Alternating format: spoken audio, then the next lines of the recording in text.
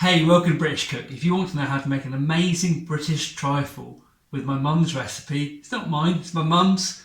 Stay tuned, keep watching. My next video is all about shepherd's pie. I'm going to be making British shepherd's pie and talking a little bit about the history of shepherd's pie and a few other bits as well. So if you want to join me on that, it'd be fantastic. That should be coming out next week, and I'll be doing a live stream this Sunday. I normally do live streams on Sundays. If you want to chat to me, the quickest way to get hold of me is on a live stream. Send me a message in live chat and we can talk. Looking forward to seeing you. But first, there's two things you really need to know about making a trifle. The custard. The custard, you must make it quite thick, okay? Really quite a thick custard. And you must let it cool. If you don't have a thick custard, and if you don't let it cool down a bit before you pour it on there, you're going to have a disaster. The custard is where most people go wrong with the trifle. When you're making the custard, you need to follow the instructions you've got if you're making custard powder, but you need to make it thick. It must be a thick custard that's going to set. The second point for the custard, make sure when you pour the custard on top of the trifle, it's not too hot. You want it so it's cooled down a fair bit, so it's almost ready to be chilled. Nice and thick, gloopy, lovely. I'm telling you this now in case you miss it later, but it's really important to get the custard right. Okay, as I said, this is going to be a really quick recipe. It depends how big your bowl is as to how much ingredients you actually want. This bowl takes about 2 litres. Here I've got 300ml of extra thick double cream. You can use double cream, just needs a little bit more whipping when you're getting it ready for the topping, that's all. Obviously called heavy cream in America. I've got some strawberry jam. I've got some almonds which have been toasted. You can toast almonds either by putting them in a frying pan and carefully watching them, very carefully watching them, and you can also do them in the oven as well. These have been bought toasted, pretty easy to find. We've got raspberries. There I've got 300 grams of raspberries, that's 2 small punnets. I'll put that up in cup size now, but as I said, it does vary depending on what you're going to put into it. And I've got what we call trifle sponge fingers. These are trifle sponges. Sometimes you get long, thin ones. I prefer these. You'll see what I'll do in a moment. And we've got Bird's custard powder. I'm going to make the custard fresh for this. You can buy custard, but you need to put it in quite warm and make sure that custard actually sets. Otherwise, you're going to have a mess. If the custard doesn't set, you're going to have problems. But you can buy custard if you know good custard. And we've got an empty mixing bowl, which I forgot about. And if you'd like me to make a video about how to make fresh custard, leave me a comment down below. If I get 100 comments asking me for custard, I will make custard for you, no problem at all. The amount of sponge fingers you will need for this recipe will really vary depending on the size of your bowl. But I'm going to be cutting these in half and spreading them with jam shortly. And of course, not forgetting the most traditional ingredient in a trifle, sherry. British trifle, it's got to have sherry in it. You can take it out for a kid's trifle, you can take it out if you don't drink, but this, for me, needs the sherry.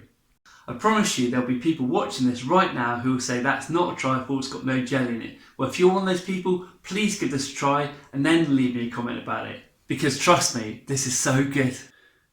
So the first thing, I've got a nice clean surface there. I've got 4 of these quite big sponge fingers. If you can't find these, use the normal ones. I'm going to slice these in half.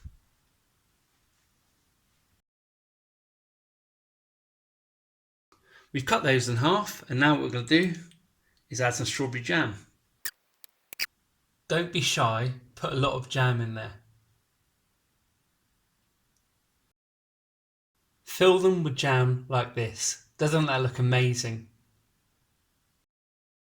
This is why I cannot tell you exactly how many sponge fingers you need or how much jam you need.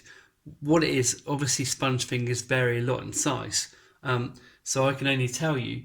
So you ought to buy at least 1 pack of the sponge fingers and then work out in the bowl how many you need to cover the base. Put a good dollop of jam in between each layer. Clearly I'm not the neatest person ever at cooking, but you can see there's a good bit of base in there that we're going to work with. What we want to do now is pour the sherry on top of there. If you're not going to add any sherry, don't do anything. People are probably going to ask me what you can use instead of sherry if you cannot get sherry. My honest answer is it's down to personal preference or taste. But if there's a particular type of thing you like or enjoy, there you go. That's what you want to do. Just slowly pour that on there. so that all starts being soaked up by the sponges. So they will expand because they're quite dry. And what we're going to do is let that sit for about 15 or 20 minutes and just soak in before we do anything else. Raspberries. Don't you love raspberries? If they're a little bit too sharp for you, try putting a little bit of icing sugar on them. We've got 300 grams of raspberries here, which is about 2 punnets. And what I'm going to do is I'm going to put about 2/3 of those in the bottom there. So I'm going to do it gently.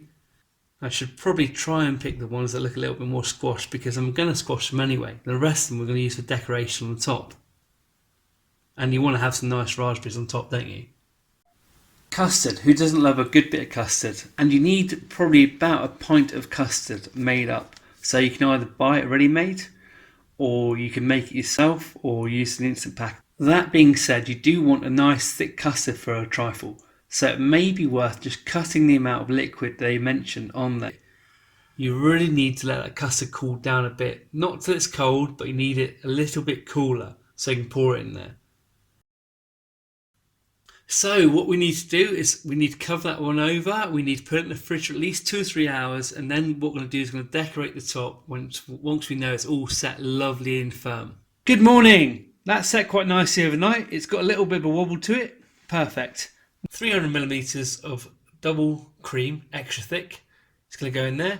You can use normal double cream as well. What we're going to do is whip that up a little bit and just let it firm up a little bit as well.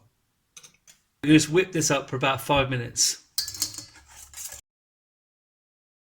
So that's what you want, something nice and thick to go on top of that trifle. It's going to be delicious. It's going to mix in raspberries, some almonds and a few other bits as well. Absolutely gorgeous. Look at that lovely thick whipped double cream. And if you want to know how to make clotted cream, to put little dabs of clotted cream on top of this, I've got a link to a video for that coming out right now. Clotted cream is a Cornish speciality. It's been around since the 1600s. Absolutely delicious. Give that a look and give that a try. Grab a big spoonful of that, like that, pop it on top, and we'll gently spread it around there. So there we go, the cream's on top, your toasted almonds on there like that. As I said, I like toasted almonds, I like quite a lot of almond on top of my trifles. So this is going to look quite spiky and quite cool.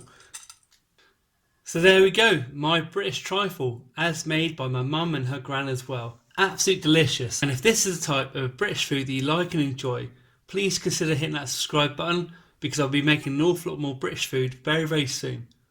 Also, to let you know, I'm going to be going back to savoury cooking quite soon. I've done an awful lot of sweet stuff recently because I keep being asked to do sweet stuff. I've got shepherd's pie coming up next. The next video is going to be shepherd's pie, a lovely British shepherd's pie. Delicious.